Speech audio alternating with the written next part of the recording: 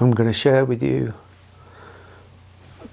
3 things that I've really just come to me now,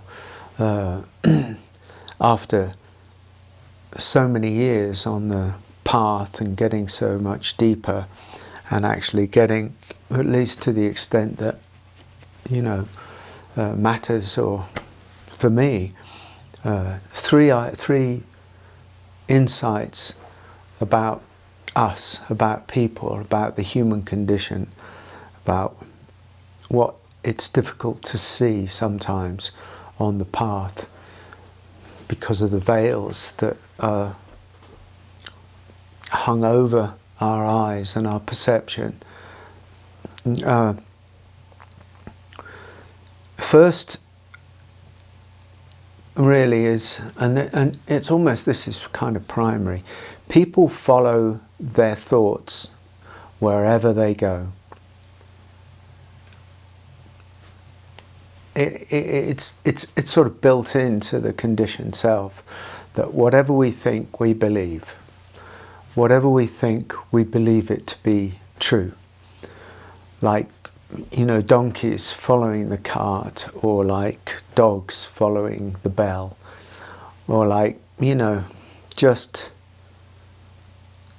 mindlessly, really, believing every thought that arises, no matter whether it's a thought of judgment, a thought of self-negation, a thought about the future, a thought rooted in fear, or a thought rooted in love, a thought rooted in anything to do with anything. We follow it because we've been habituated unconsciously to do exactly that. We believe what we think to be true.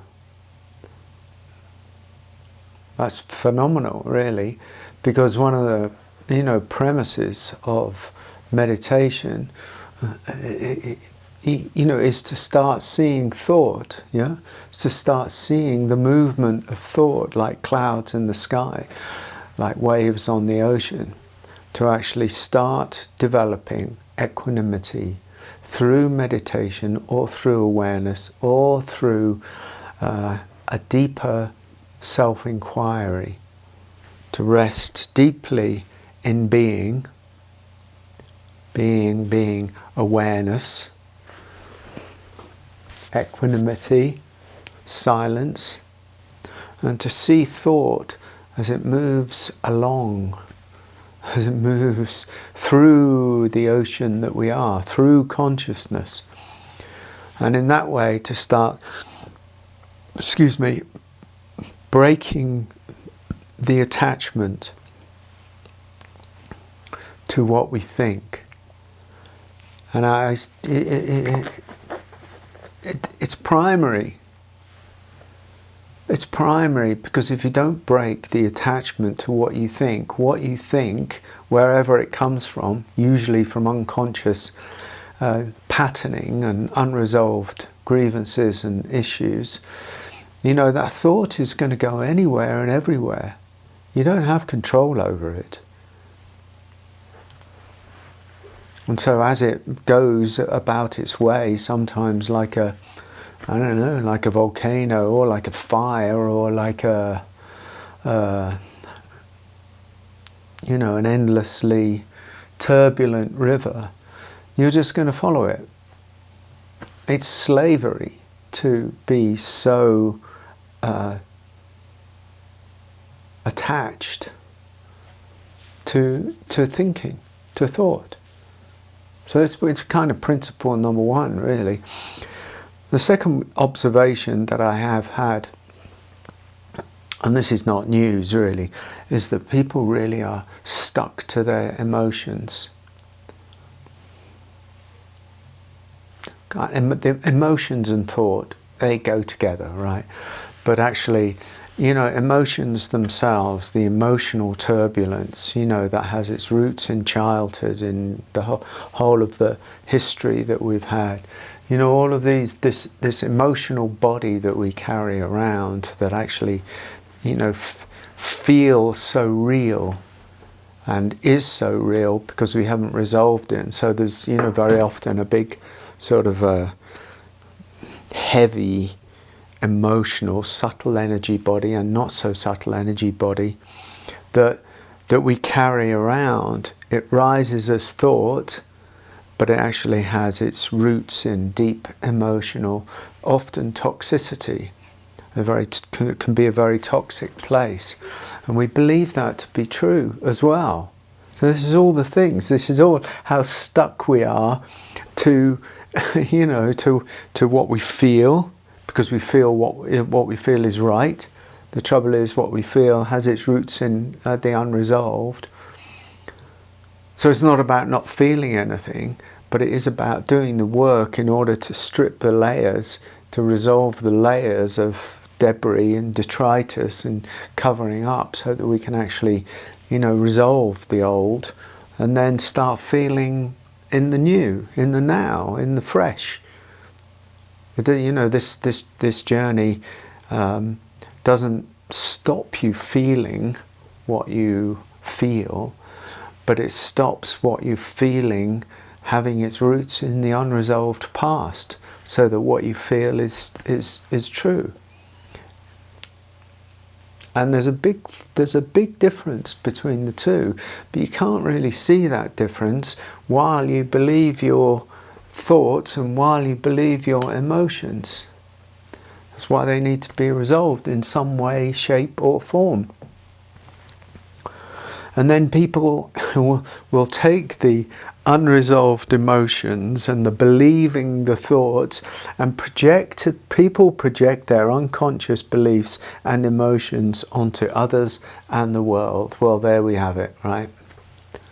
What is unresolved in oneself, what is toxic or unresolved, or all of these beliefs or all of these thoughts that go on, they come, boom, they're projected by the self onto the world. You're this, you're that, he's this, he's that, it's this, it's that. Religion, politics, tribalism, prejudice.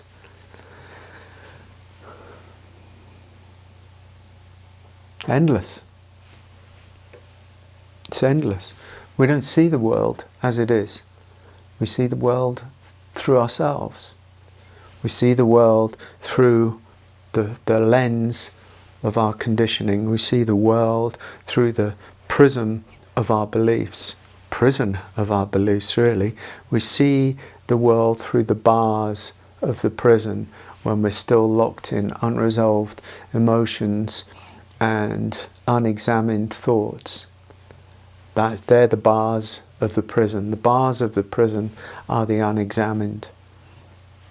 And then we project out onto the world, onto other people. Well, that's just not even the world, is it? It's other people, either close people, intimate people, family, friends, others, politicians, leaders, anybody. We project that outwards. And we're sort of looking through a prison of our own bars, onto what we think is the outside world, saying it's this, it's that, little realizing we're talking from a prison of self, a prison of the unexamined. This is profound. Those three things: believing our thoughts, believing our emotions, and projecting everything out onto the outside world.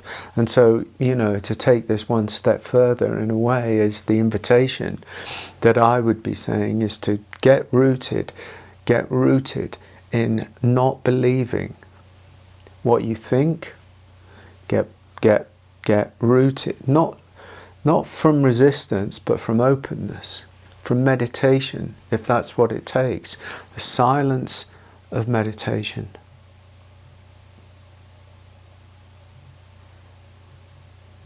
To see it, to see what's arising, to sit in an ever deepening calmness, silence.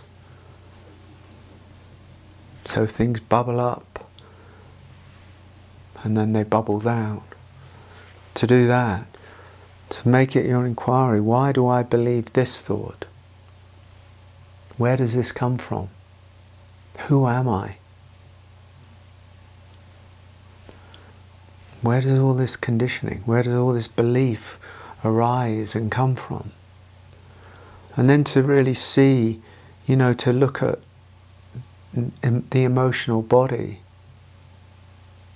your emotional body that's being carried around, to see where that comes from, to see what it is that's still burdening so much, and how you believe it to be the truth of you. Or maybe it's not the truth of you. Maybe the truth of you is underneath that. And all of this is a layer of conditioning, a layer of the human condition, with all of its wounds and its thoughts and its beliefs and its defendedness and its fears. Yeah? Maybe there's much more underneath, and you can only get to the underneath when you go through those, those dense layers of self. And then to see, to have the capacity or the willingness, really, more than the capacity, to have the willingness to question your own judgments, to question your own projections, to question before you do it, before you reach out, before you judge, before the judgment strikes, before you condemn. Yeah, you're not a judge.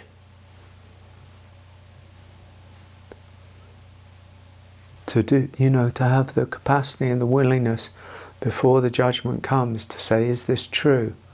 And if I think it is true, true according to who? True according to my beliefs, true according to my thoughts. Well, those thoughts and those beliefs, unexamined, come from a whole history of unresolved emotions. So is that fair? Is it kind? Is it fair? Is it true? Is it kind? Is it fair? Is it true? Is it steeped in the silence of being? Does it come from a neutral place? Does it come from an equanimous place? These are all great questions on the spiritual path, and they need to be asked. And the only real person who can ask those questions with any degree of authenticity is ourselves. Thoughts, emotions, judgments, projections. They're the things. So I thought I'd jump on and speak to those a little bit. They could be unpacked and should be unpacked a lot more than this. But I've said enough for the moment. Thank you so much for watching. Bye-bye.